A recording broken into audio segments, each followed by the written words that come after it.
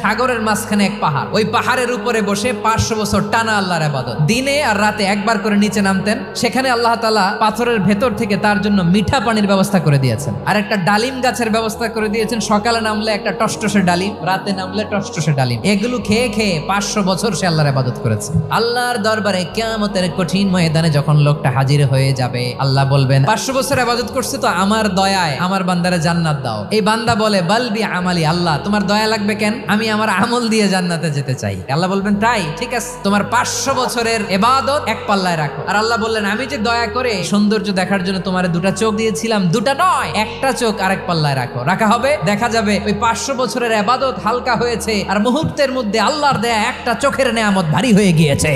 ফলাফল দেখো, হিসাব বলে তুমি এখন জাহান্নামে যাবা, যাও এবার জাহান্নামে যাও। এবার লোকটা কাচুমাচু করে বলে আল্লাহ এবার আমি বুঝতে পেরেছি তোমার দয়া ছাড়া দুনিয়ায় কেউ জান্নাতে যেতে পারবে না।